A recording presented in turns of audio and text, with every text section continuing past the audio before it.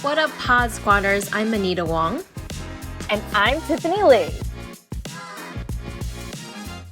We're investors, real estate agents, and the co-hosts of SARE Ladies, the girl power arm of subtle Asian real estate.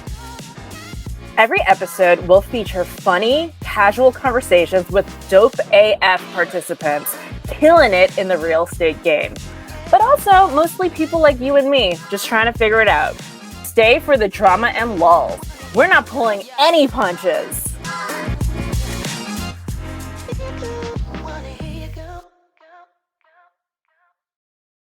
But first, a quick SARE Ladies announcement. Hey sorority sisters and pod squatters, Anita and I are planning our first sorority girls weekend in Dallas, Texas this November. We'll be bringing you more tailored education, more female-driven networking opportunities, more fun activities, and of course, more deals in Dallas. So if you'd like to be kept in the loop on all our sorority field trip updates, DM Anita Wong or Tiffany Lee through the Subtle Asian Real Estate Facebook page with your email address, and we'll add you to our exclusive mailing list. Hope to see you in Dallas. Now on to the show. Hey, Pod Squatters, and welcome to the SARE Ladies podcast. This is your host, Anita Wong, and Tiffany Lee here. And today is an exciting day. We're going to be talking to Gina Linette Shin here. Say hi, Gina. Hello. By the way, Gina, can you answer a question for us? Is Linette your middle name or your last name, your maiden name?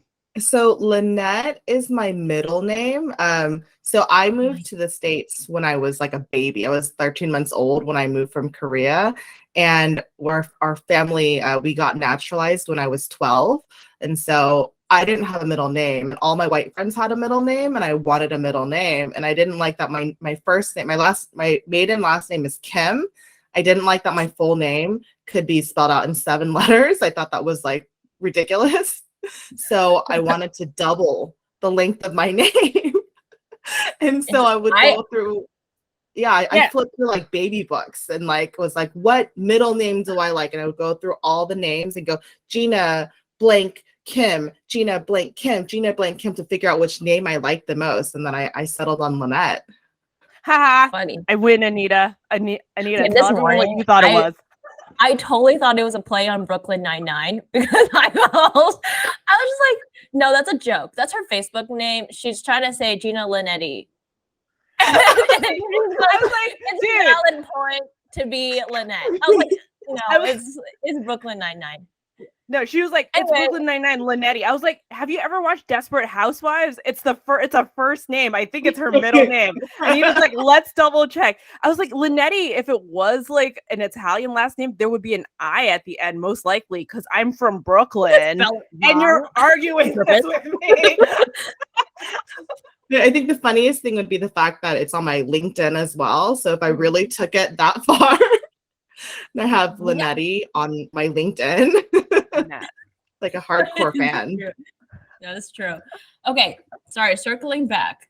All right, Pod Squatters, we took a detour, but we are going to be talking about an important topic today. Really exciting. We're going to be talking about self-advocacy, which is a cool theme for the day because as this podcast is going to be aired, it's going to be in the middle of our first SARE Ladies field trip in Dallas. And I can think of no better talk than to talk about self-advocacy because here we are as, women gathering in Dallas, all advocating for ourselves. These are not first-time investors or building our own business or portfolios.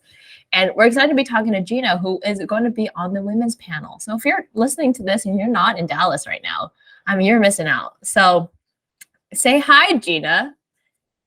Hi, nice to meet you guys.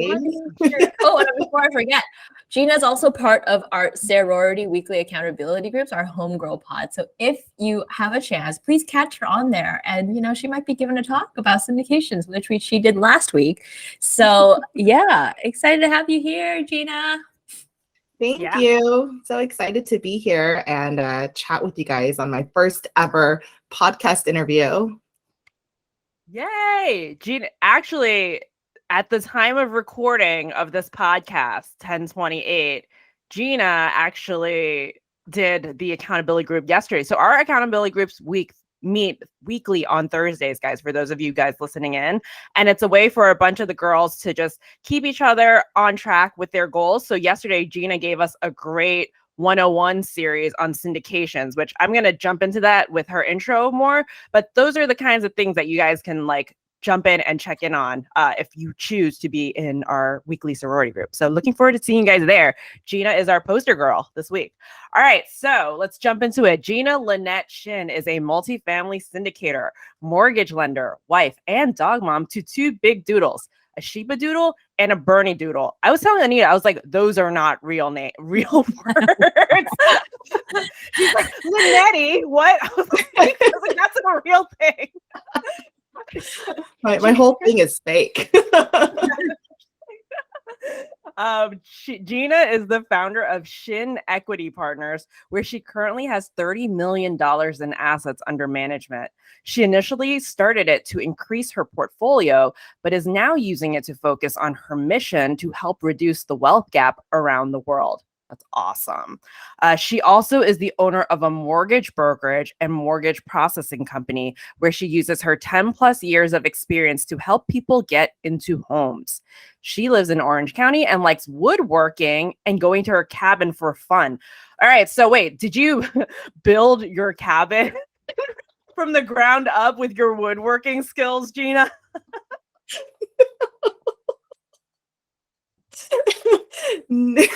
No, that was bought with money. She's like, Gina is also a lumberjack from the Bay Area. Yeah. All right. Anyway, that last part was a joke. Welcome, Gina. Yay. Thank you. Okay, well, to jump into the questions, for those of you that don't know you, how did you get into real estate? What do you do and how do you get into real estate? Yeah, so I am a multifamily syndicator.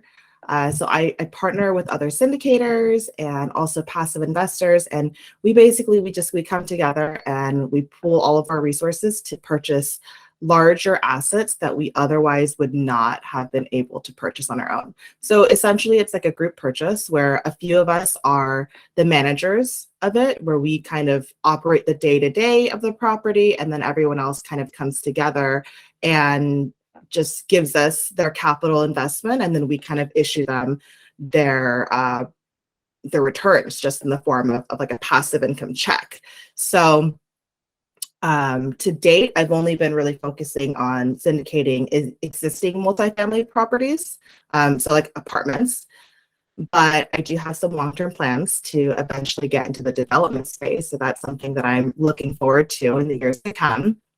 And so aside from syndications, we have a couple of short-term rentals, including the cabin that I did not build. And my husband has one long-term rental property, and I helped kind of help him set that up and get that going. And I'm so glad that I did, in fact, because that property, that was the one that kind of started our real estate journey. Because before actually being in like a landlord position, I spent my career in the mortgage industry. And so I spent a lot of time looking at tax returns for our clients. And we had a good number of like wealthy clients. And every time there was someone with money, I would go immediately to their tax return and I'd comb through it and figure out like, why are they so rich and how are they rich? And like, how do I get that, right? So the majority of them, a lot of their wealth was actually tied into real estate in some shape or form. And so I knew that this is what a lot of people did to get money, to get wealthy. And so, I had a lot of that knowledge. I knew like a lot of the benefits, but I never could get myself to move forward with actually making an investment because I had this narrative that I created for myself. And that it was basically that I was not like boss enough to be able to do investments, that, I could have like the book smarts and maybe I had enough money and things like that, but that I was not bold enough to actually be able to take that step to taking that risk, right? And so, I think my first opportunity to invest in a property, it was 2013. I was like 23 and my boss came up with this crazy plan to get me into a property, and it probably would have worked out just because of the way that the market turned out. But the thing is, it was going to require some risk, and I was not ready to take that step and say, I'm okay with this risk, so let's get this going. So what do you think built up that confidence to just jump off on that point? Like, at what point did you start feeling like, oh, I am a boss? Like, where was that? When did that switch flick for you? It wasn't really a moment. It kind of took a really long time to get there. It actually kind of ties in with my whole journey for getting to the point of being able to like advocate for myself. It all kind of ties in together. And some of it, it actually does have to do with my experience in the mortgage industry, right? I would go work at one place and I might get paid X amount of money. And so I thought, okay, that's my worth. That's what I'm valued at. And then I would think that's what it is for me. That's just what I have. And then, someone else might say, hey, I think you can do this instead and could probably do better for yourself. And I'd be like, well, that's weird. And then I'd go over it and go back and forth and back and forth and back and forth. And then eventually I would make that leap. And so I kept changing my job, like my workplace and the money that I was getting, like all these things. And I could never have done it without the insistence of other people telling me that I should do that, right? I really needed that push. But eventually I was getting to a point where I was like, dude, I make a lot of money. Like, I make way more than my engineer husband. Like, we have this ongoing joke that like I paid for his grad school, like in cash, like, Wow. And so I think it was around that time where I was like, oh, I'm kind of like a boss lady. Like, I can kind of make big things happen. That's awesome. So Yes, you mentioned first having fingers people on the push back you. for that. Wait, what happened? Anita, what No, were you I said, waving? Your fingers for Your paying fingers. for your husband's grad school. Okay. Who wears the pants now? I'm kidding. But yeah, you said that you had it to have, sorry, I'm going off script a little bit, but Gina said a lot of interesting things there. You said that you couldn't have felt like a boss until you had people cheerleading you behind you. So are there any specific people you want to give shout outs to as to, the role they played in getting you to where you are? Yeah. So, and I'm going to share this a little later, but there was someone at one of my first workplaces, and she really kind of helped me realize that like I have the agency to speak up for myself. I mean, it didn't happen at that time. She did it for me, but just knowing that that was a possibility for me, that was a really big step for me. And I guess more recently, I have a really good friend of mine. I used to work with her, and her name's Kimmy. And she was the one that, she's much older than me, but she really was the one that kind of like would take me by the hand and kind of push me off the cliff and be like, do it. And so she, she would be like, no, that place, you're not getting paid your worth. You need to go here. And I'd be like, well, how do I know? What if I'm leaving a good thing that is stable for me, that I'm comfortable doing? And so what happens if I go somewhere and it doesn't work out that way, right? And she'd be like, whatever, just do it. It's better for yourself. And even if it doesn't pan out 2 years down the road, at the time right now, it's better for you. So you need to, really just take that leap of faith, because that's better for yourself and better for your business. And also my husband, because he's just awesome. How long have you been with your husband for? Sorry, and he just like, stop asking relationship questions, but this is interesting to me. No, Like, what's the threshold for wanting to pay for someone's grad school? Like, how long do you have to know them for? We're like, I will do this for you. We are partners. Well, we were married by then. Okay, yeah, all right. Yeah, that's the threshold. Like, get a ring on that finger. Yeah, fuck that. Sorry. Ooh. Now we have the explicit rating, because I was like, And I'm not paying for 10 no out of boyfriend 10. stress. But no, we started dating in 2015. We got married in 2018, and I don't know. I think sometime around there is probably when he started going to school. Got it. That's cool though. That's a badass move. Love it. Yeah, So right, I'm gonna circle back to like I'm gonna circle back to like the definition of self-advocacy because we talked about it a few times already. And I want to hear like your definition of it and what is your story and you know, like its relevance and importance to you. Yeah. So self-advocacy, right, by definition, is basically just like the act of speaking up for yourself. And I think that's a great definition. I mean, it's like the essence of it, but I think that there's a lot more that goes into it, right? There is obviously like great power in words and the things that you say, but at the same time, like words can just be words, right? Like anybody can memorize and recite things. And so just the act of speaking, I think, is sometimes not enough. There's so much that goes into building up the courage and being able to put yourself in a position where you can really effectively state what you need to say to be heard and to be seen. And so, you know, I mean, like, let's say, right, you have a manager at work and they're, you know, doing you wrong and you need to say something, but like, you can't just say whatever you feel, right? You might, you know, it's going to be drama, right? So you might need to go to like a trusted friend or mentor and say, this is what's going on. And I just need to vent and get this all out. And, you know, they might help you to like formulate your thoughts a little bit more respectfully or clearly so that you're not just going off on your boss. You might be able to actually be effective with the way that you're communicating and with the results that you're getting that are ultimately going to, you know, put you in a better place. So, you know, it kind of ties in with like my whole journey with self-advocacy. It's been a really long journey, like a really long journey. Okay. So to put you in context of like how far I've come on this,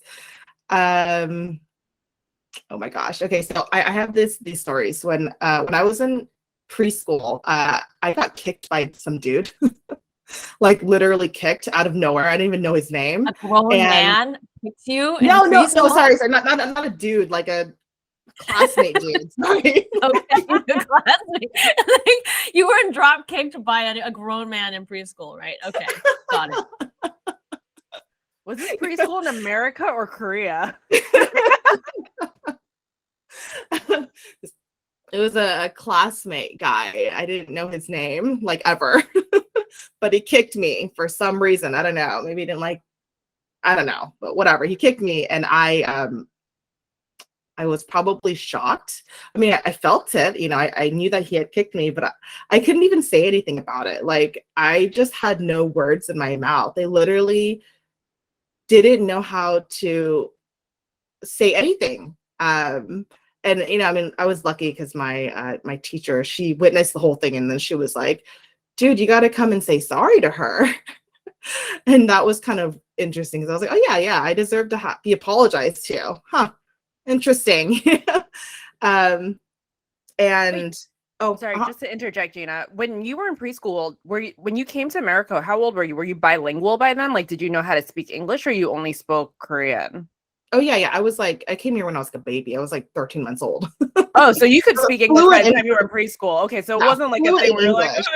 oh, okay, cool. All right. Yeah, I just want to ask because when I was in preschool, I didn't speak English and it was very, very confusing for everyone. Even me, because I don't even speak Chinese anymore.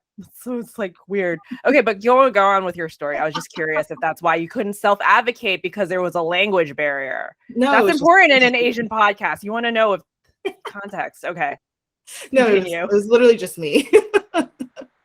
And like a couple years later, I think around kindergarten age, I was like dancing in my living room and just like twirling and just having fun by myself. And my parents they would cook rice in a pressure cooker. And it was like one of those pressure cookers with like the metal lid on top, and they would put it on the ground for some reason in the corner next to the outlet.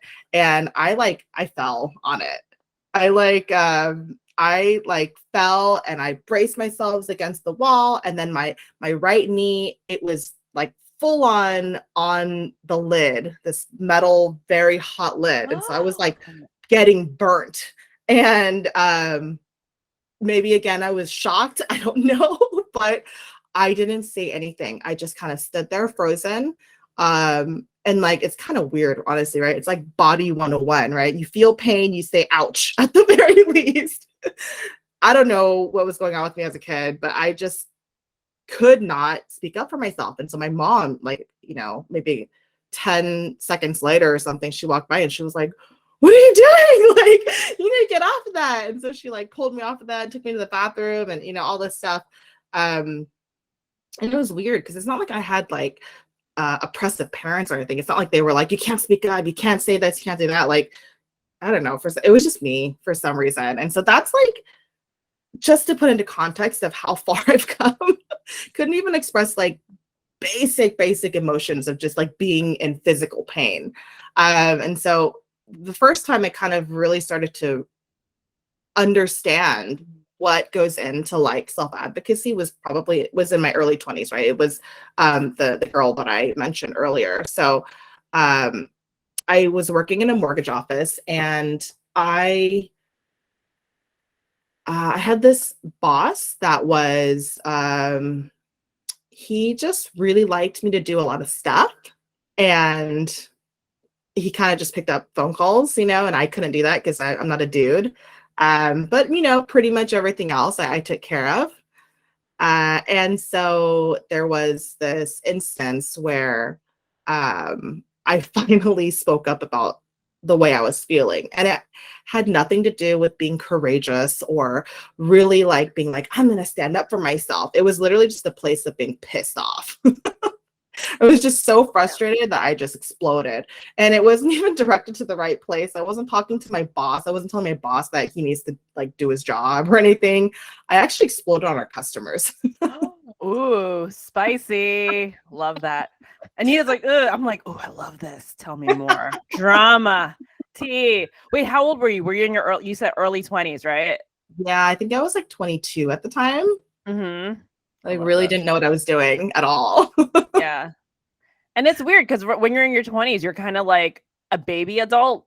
You're not kind of like, everyone's a baby adult. And it's like, we're almost all feeling like we're pretending to be adults. So it's interesting to how do you self-advocate yourself? It's almost like toddlers are in their terrible twos. Your terrible 22s is like the second coming of like, I need to, like, the terrible twos is like babies learning how to say no to things. They just say no. And then like when you're an adult, it's like, how do you say no again after you've been conditioned to be good in school? And now you're, that's the clip from me. For the podcast. But yeah. Gina, continue with you're fresh out of school, first job, pissed off, it's boiling up. Then you're like, you explode on a customer. Run us through the story. What happened? Just like, boom, go. Yeah, sorry, just a side thing, because you brought it up just now. I actually didn't graduate college. I had a very abnormal college trajectory. It took me 9 years to get my bachelor's degree. So I was working full-time and going to school full-time when this happened. But anyway, back to the story. Yeah, okay, so yeah, I was pissed, and I blew up. And I was getting pissed because we had this purchase that we were working on, and I'm sure you guys understand because you're both agents. But yeah, we were like the terrible lenders in that situation where there were problems that were coming up with the lending side, and none of it was being communicated to the borrowers, to escrow, to the agents. Like, no one really knew what was going on except for our office. And of course, I think what happened was, I think we were supposed to lock in the rate. And from the time that I think my boss told the guy, we're going to lock in your rate at X rate, to the time that he actually got around to locking it, like rates had gone up. And so I don't think that pricing was there anymore. And then I think he, I don't know, panicked or something and was like, okay, well, I'm gonna like wait it out and maybe pricing will come back down. So I think he like waited for pricing to come back down instead of communicating it. So anyway, it's just this whole thing because rates just kept going up. And then he just kept kicking the can down the road, and then that made the situation worse and worse and worse. And so long story short, he wasn't really communicating with the borrowers. And so people were coming to me because they were like, well, I know Gina communicates. And I'm like, well, this isn't really my job. And I don't really know how to tell you. And pretty sure from a compliance perspective, I can't even talk to you about rates, right? All this stuff is going on where I'm like, I feel like my hands are tied and I want to help you, but I can't. So what do I do, right? And everyone was like hitting me from every side. I was getting like phone calls and emails like all throughout the day from every single party involved. And that's when eventually I kind of blew up and I sent out this like email. And I mean, at the time I felt like a badass, but really it was just like super immature. And I was just like complaining and telling everyone how much they suck and that they're coming at me for things that aren't even my responsibility. And you know, later when I was reflecting on that at night, I got really nervous because I thought like, oh my God, I'm going to come into work tomorrow and I'm like, I'm going to get fired or in trouble or something's going to happen, right? And instead, I was pleasantly surprised, shocked maybe, that I came into the office with email apologies. Which, yeah, just totally changed the way that I was thinking about it. And basically they said, hey, we're really sorry. We know this isn't your job. We know this isn't really your responsibility. We're just not really getting the feedback that we need from your office, and we're just not able to communicate with the people that we need to communicate with. And so that's why we're asking you, because you are communicative and we thought that we could get some information from you, because we need to know what's happening with our purchase, right? We need to know if we're going to close escrow, if this is going to go sideways. Do we need to try to get our EMD back? Like, what are we going to do? And that was like it was kind of an eye-opening moment, because I thought like, oh, like I mean, it kind of exploded, but like I was able to kind of express how I felt, that I was frustrated and I was fed up. And like I got a response that I thought was a very positive response given the context of what I was blowing up about. And so then that was like a really cool revelation, you know, whatever thing for me. And then like, you know, part two of that is like, great, now I have to tell my boss. I still have to tell him to give him a call. And I couldn't do that. There was no way I was going to do that.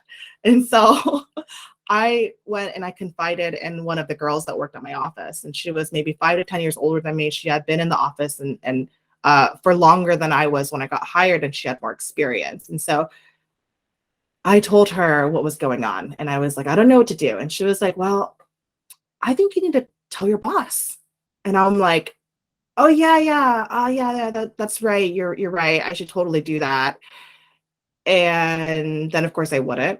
And then I would talk to her maybe the next day or the day after about something totally unrelated. And then she would ask, so did you talk to him? And I'd be like, oh, you know, I'm working on it. I haven't had the chance. And so happened a couple of times. And I think she was just like, all right, this chick she's not going to do it. There's no way. And this is just going to go around in circles and circles and nothing's going to happen. So she actually took it upon herself to speak and share my concerns with like the managers of the company. And so same exact day, my boss made a call. And it was, I was very grateful in that moment that she did it on my behalf, because it was something that there was no way I was going to get the courage to do that, because it felt like a very different situation, right? These clients, they can be pissed or whatever. You know, maybe I can lose the company some revenue. That's not good. But like, I'm never going to talk to them again if this falls through, right? My boss, on the other hand, I see him, I talk to him every day, right? We eat lunch together. He knows when I have tests, like whatever, right? All of this is very personal to my life. And so there was just no way that that conversation was going to happen. And so that was kind of, huge light bulb moment for me. And so over time, I developed better skills at advocating for myself. And a huge part of that process is actually tied in with me going to therapy. Because, I have a therapist, she is like a freaking rock star. And she, we've been working together for almost 5 years now. And she has basically, the entire time, we've just been working on me connecting with my emotions and really being able to get in touch with how I feel about things. And, it kind of comes back to like just being an immigrant, right? Like some of that intergenerational trauma and like not really knowing how to speak up about how I feel about things, even though like, it's not like anyone said you can't talk about your feelings, but it's not like that people openly talked about it either. So I never learned that. I never exercised that muscle. And so throughout this whole thing, right, it's been a really crazy journey, tons of ups and downs. So many times where I was like, I'm going to quit, I'm going to walk away and screw this whole therapy thing. And, I didn't, not really. I took some breaks when things were overwhelming, but I always came back to it because even though I didn't realize, I didn't understand like the nitty gritty of what exactly was going on. I knew that for the most part, right? Like the whole overarching thing was like, I needed to be able to identify with my feelings so that that can somehow help me to progress in life. And so that kind of propelled me to continue to go back. And so now that I can identify my feelings a little bit better, it has really, like leaps and bounds, right? Like it's been a really, really, really rewarding journey, being able to kind of look back and be like, oh, that's cool. I can like feel a certain way and I can think about it and I can kind of like put words into my mouth and then I can share those words and I will elicit some type of response. And, that whole conversation like is just going to be so different from anything that I ever expected I could have with like other people. Yeah, I love that That's so awesome. much. And Anita, what were you gonna say? I know what Tiffany's gonna say, but she's gonna say we love therapy on this show. We love therapy on the show. If you saw my face when you like mentioned therapy, like my eyes just lit up. Because there's so much in like Gina, you struck a chord because I have this there. Well, there's a lot of written material on this, right? But I love emphasizing on the podcast that a lot of Asian people should go to therapy, and there's always culturally there's a negative stigma in it, and it's still there, right? But I feel like the younger generations are more apt to go to it. I'm so happy to hear that you're getting so much value from going to see your therapist. I think as we grow up, especially growing up Asian and growing up women, this is like basically the plot line to the Joy Luck Club. It was like a recurring theme. It's swallow your feelings. Don't say how you feel. Always look happy. Don't tell people you're like struggling. Save face. And in saving face, we just lose touch. We just don't even, we shut off our own feelings. And we don't even know how we feel or articulate how we feel. And to your point, we never flex that muscle. And advocating for yourself is almost like eliminating that fear of the outcome, right? And we talk about immigrant parents. If we speak up, it's seen as disrespectful. You're giving lip, right? And I don't know if that was the case in your family, but if I tried to voice my opinion or have a point of view that was different from what my parents wanted, it was just like conflict. And I was like, ugh. So that part of, and then like after a while, I was just like, all right, I'll do whatever you guys want just to like, keep the peace. But it's almost like you get socially conditioned that way. And I don't think your parents mean to do it, but it's like the way culturally, that's how it's been. And then when they move over to America, that type of attitude doesn't serve us anymore. That Confucian principle of like respecting your well, you still respect them, but it's always like, I find that like Asian kids have that weird, they always feel guilty about it when they like don't do what their parents want to do. It's almost harder to break away from that enmeshment than like Westerners are, because they're more individualistic and we're more collectivist. So I think that, you know, the generation collectivism kind of is ingrained in the way that we think, that we just like, it's better to not speak up, right? And I remember like every time there was a conflict, my mom would be like, it's better to not, don't like get into a fight or something. Like you get to live another day. You're gonna get murdered if you do. It's like so extreme, so you get scared of like coming out of your shell, right? I start so many fights on the subway now. So. I remember a friend who was like, you know, he was a legal immigrant, and he was like so adverse to speaking up and doing anything. Like he's like, well, if I felt like I spelled trouble for myself, spoke up and did the thing, I would get in trouble, you know, and my whole family were illegal here. And so I remember just like him talking about how small he felt like he needed to be just to be unseen, and how that really carried into adulthood. And so I definitely really hear that in regards to like that influence in your immigrant household and self-advocacy. And I think it's particularly, important for Asian women to hear this, you know, to be in touch with their emotions and to learn more self-advocacy skills. But I want to hear why you think that's important for them, and what in particular we can learn as a podcast for generally Asian women in real estate. Yeah, so I think that in the real estate space, right, everyone really needs to be able to advocate for themselves. But I definitely also think this is especially important for Asian women, right? I mean, it's important just being in the industry as a whole, because, I mean, simply put, if you don't advocate for yourself, you're going to get a bad deal. Right?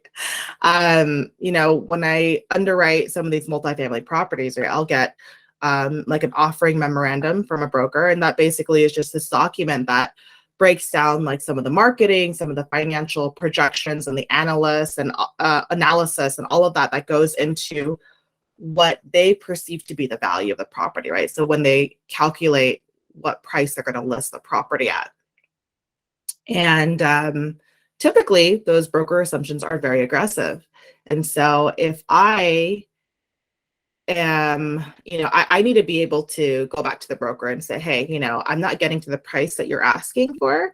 I'm at this price instead because of X, Y, and Z inputs, and this is why. And, you know, sometimes the broker will ask, you know, they'll respond to you and ask you like, oh, well, how did you come to that number? And then I have to be able to defend that position, right? And so if you can't do that, right, if you can't advocate on your own behalf, like you're going to get bulldozed, and either you're going to get bullied into buying a property that doesn't work out, or you're just never going to be able to do deals, right? Because you're just going to buckle under that pressure. And so, you know, along those lines, I need to be able to talk to brokers and advocate like, hey, I'm also a good buyer, right? I'm going to close and I'm going to be able to execute this too, because a lot of people that, you know, we can crunch numbers all day long, but the execution piece is also really important, right? You have to be able to raise the money. You have to be able to have partners that, you know, also are equally competent, right? You have to be able to have all the third-party relationships that, you know, are going to just make it a successful transaction, right? If your lender sucks, then like you might have a hard time getting a loan, and, you know, just all sorts of things, right? And so in real estate, you know, you don't, there's not like a whole lot of Asian women that are transacting like high volume deals, right? And so I feel like unless I'm specifically going to like an Asian networking event, you can usually count the number of like Asian women in attendance on like one hand, you know, maybe two hands if you're lucky. And, you know, I go to a lot of multifamily networking events, and I had a friend that commented, he made an observation. He was like, dude, you Asian chicks, like you go to these events and you just like congregate and you form the circle, just a circle of Asian women. It's a mean girl clique. It's a dragon lady clique. Tiger mom clique. Yeah, I mean, but it's so like, you know, for us it's like kind of powerful, because one thing that I hear over and over again is there's always someone that will comment like, I'm so glad that you were here. I'm so glad I was able to meet you, because you don't see a whole lot of Asian women in commercial real estate. And I am just so awesome. I'm so like awestruck that you exist and that you're here. And so that's something that I hear a lot. And I think it is really comforting to be able to go to an event and see someone that looks like you and see that they're actually doing deals and that they are making moves. But that Yes, being said, totally. I'm But- giving, No, lovey, I'm giving definitely lovey-dovey eyes to Anita right now. I'm like, this is like our love story. This is how we met at Compass. Yeah, I mean, that is the reason why this podcast isn't like has been formed, because of that, right? It's like we go to these conferences and like, yeah, there's only 5 of us or less, and like there's like in general women you can definitely count like there's only like 1 in like 20 are women. And so this podcast was definitely really formed because of that. Because yeah, I mean, first of all, there should be no shame in like someone saying like you guys all like just find each other and get together. You know, that's like it shouldn't come from a place of shame. To me, it feels like, you know, like, oh, I have my safe spot, you know, like I have my group and we can mobilize in a group. And yeah, you know, like we can mobilize in the group and feel safe, you know, in our natural and introvertedness. You know what I mean? It's like we have people that look like us, but we have a base that we kind of feel like we can kind of go home to if we want to. And that's kind of how it feels when I see other Asian women at these conferences, because they kind of all know each other at this point. You know, like as we build podcasts, as we participate in these like Asian real estate groups, like there's a lot of people that repeat, and it's not a very big circle. And so, you know, I kind of really like it too. So yeah. anyway, And you also have this freedom to speak freely as well. Like I almost feel like with other Asian women, I don't have to filter myself as much, because it's like it's a shared understanding. Like you guys, I'm not crazy. You guys are seeing the same thing too. You guys are experiencing these like little microaggressions also, where everyone's saying like, oh, feminism this, feminism that, but there's that intersectionality of it. Like also layer on top of that being Asian and people seeing you as submissive, but you're really like extroverted, or you really want to put your foot down on something and then people get shocked by it. I'm like, do you guys see that too? Like people have this preconceived notion of how you should be, and then when you buck that expectation and buck that trend, it's a cultural shock to them. And I love when that happens. It's my favorite. She's like, I'm the loud Asian one, clearly. Cantonese. Okay, I think we're kind of getting shorter in time, so I'm gonna go straight into your top tips for women to help build their self-advocacy. What is their take home for this?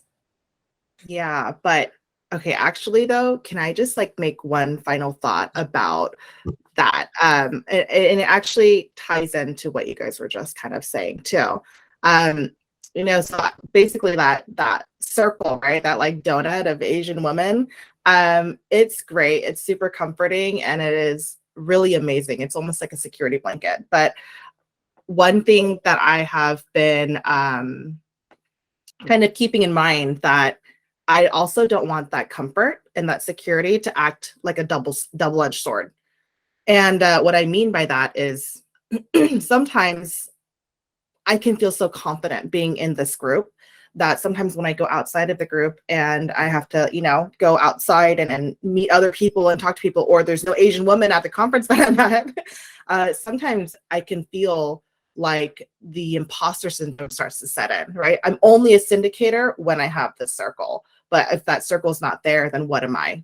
And so these days I've been doing a lot more things actively to get myself uncomfortable, to not be reliant on this circle. And, you know, I want to be able to stand on my own 2 feet and make a substantial impact to any conversation, right? Not just the conversations to Asian women. And I think that's really important to say, because, you know, I don't want just to see at this table, at this circle, right? I want to see anywhere. I want to be invited to any room that is out there. And, you know, I feel like the more comfortable it is for me to do that, the more comfortable it is for someone else to do that.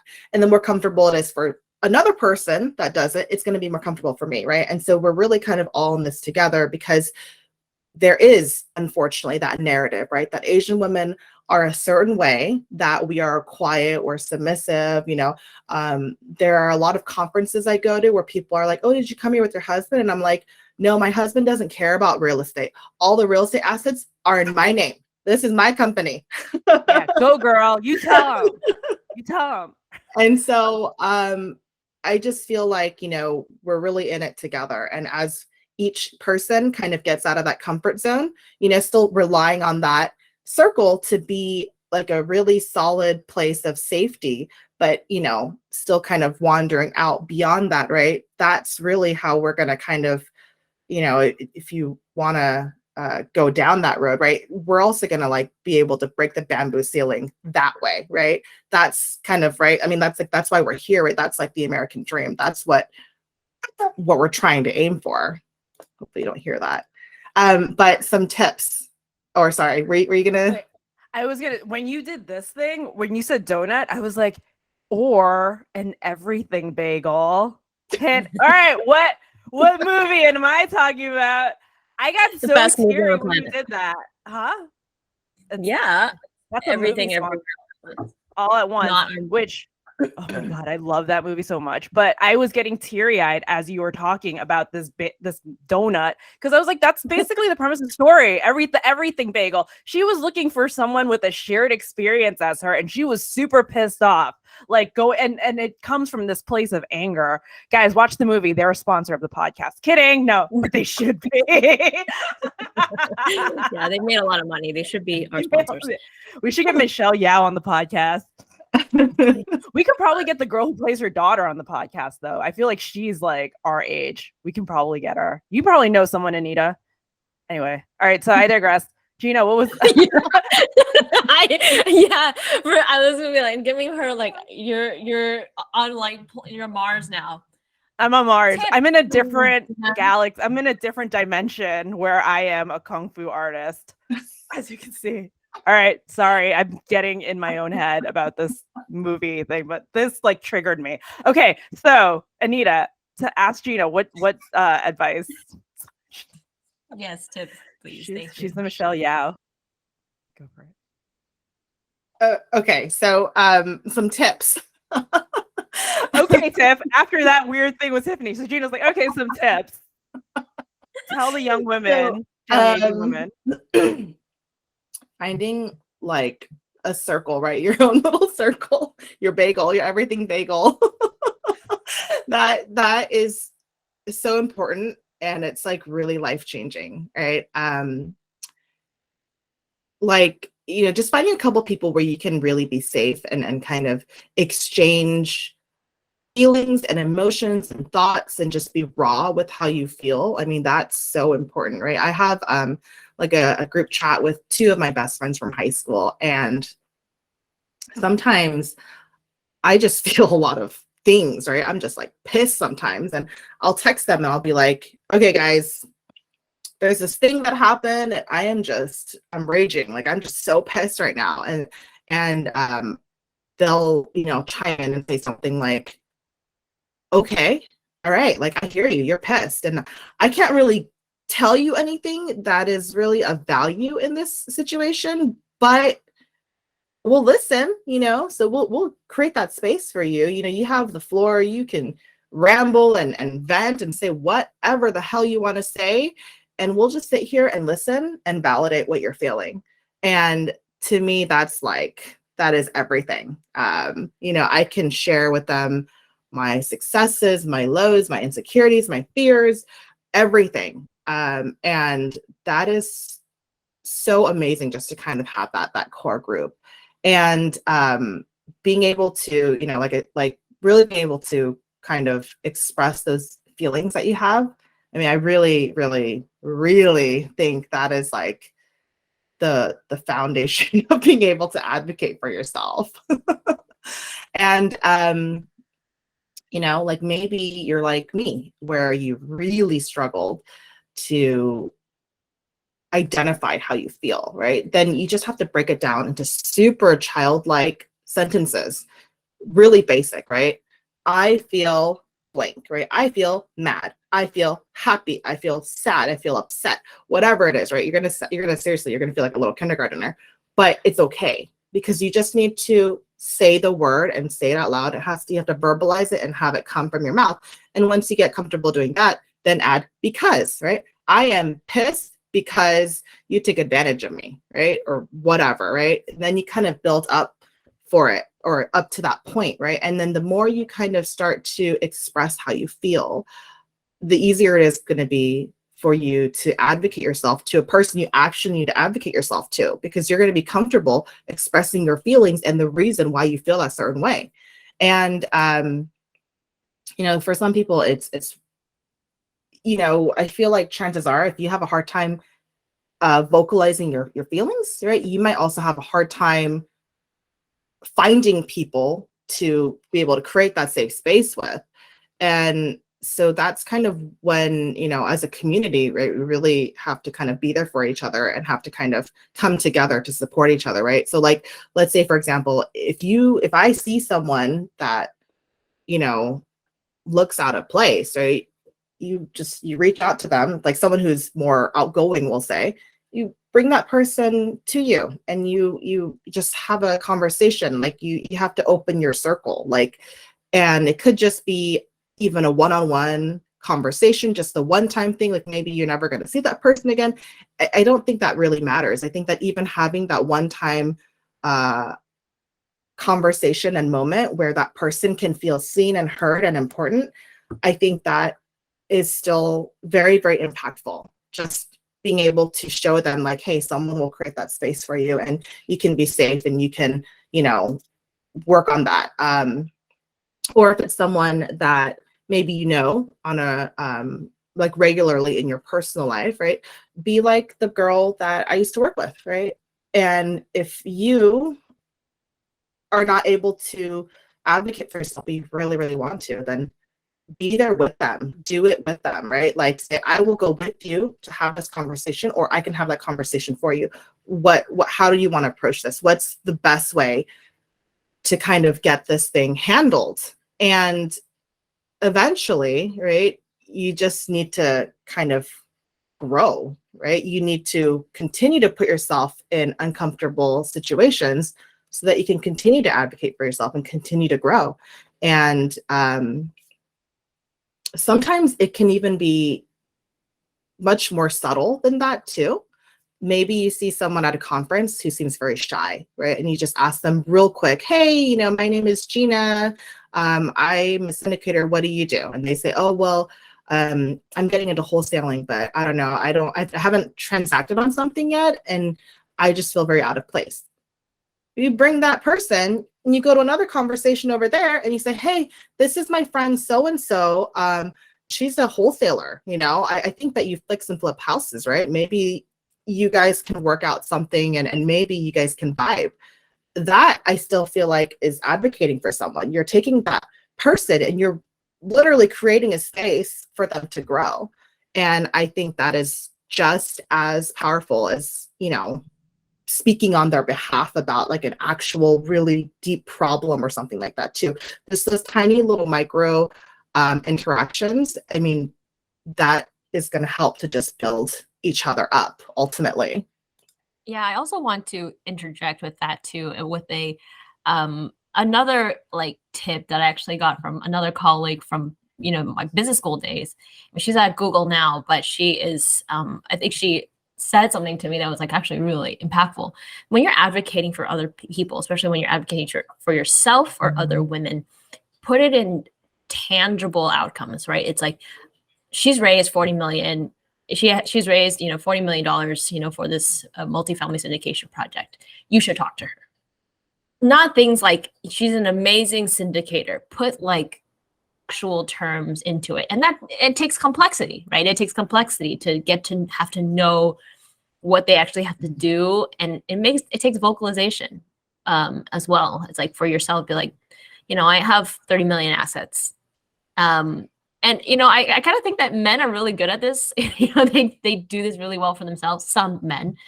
But, I think that's one of the things that, I think are extremely powerful is when we don't just, just give broad adjectives or stroke things that indicate we actually don't know this person. We say in actual real business terms that this is what they do. This is why you should get to know them. And they also learn, this is how my elevator pitch really should be, and this is what is reflecting and resonating with other people. That's great. Because the humility is ingrained in us, right? That culturally, it's like, don't brag about yourself. So that's like a relearning, right? A westernized way of learning, and this active language versus passive language of like, hey, I want to just fade into the background. It's like, no, here's what I bring to the table. Here's what this person brings to the table. You guys should jive. It'll be great. We are running over on time, but this was awesome. I almost want to turn this into a series where we check in with Gina again. And we're like, hey, Gina, lay some new girl power advocacy on us because this is awesome. All right. Anita, you want to take us home and have Gina plug? Yeah. So, thank you for everyone for coming. Thank you for Gina for showing up, especially such a late place. And, if you're not at the field trip right now, you can catch us, at our accountability groups on this podcast again. And, we'll keep you guys posted on what kind of really awesome, exciting things that we're going to do after this field trip, after we get through it. But, Gina, tell us how our listeners can reach you. Yeah, so I have a website. It's shinequitypartners.com. You can go there and fill out the contact form. And I also literally just created an Instagram account too. Wanted to have a separate one just to kind of track my real estate journey. So it might be empty, might not have a post on there yet, but you can still follow me because I will be bringing out content eventually. And that handle is Invest with Gina. Gina, Gina. And so you get on the ground on this Instagram thing because she is launching it. All right. Thank you all. Great chatting with you again. See you guys. Hey Pod Squatters, we hope you enjoyed today's episode of SARE Ladies, thanks to the support from our following sponsor. Dr. Hua Win and her husband, Dr. Jaime Gonzalez, both optometrists by trade and owners of multiple multi-million-dollar optometry practices in the Dallas area, founded Black Steel Investment Group with a passion to invest to impact. With the foundation forged on 3 pillars, integrity, community, and legacy, they put their investors at the forefront of everything they do. The couple are both seasoned, full-time, multifamily investors, syndicators, and asset managers who, together with their investors, have invested in over 6,900 units as general and/or limited partners in Texas, Arizona, Florida, and the Carolinas, with total assets valued at over $480 million. Juan and Jaime are always working to find new investment opportunities for their investors. The couple enjoys traveling the world for delicious food and interesting cultures with their 8-year-old daughter Athena and have a puppy named Coco Ollie. Thanks for hanging with the SARE Ladies. Until next time.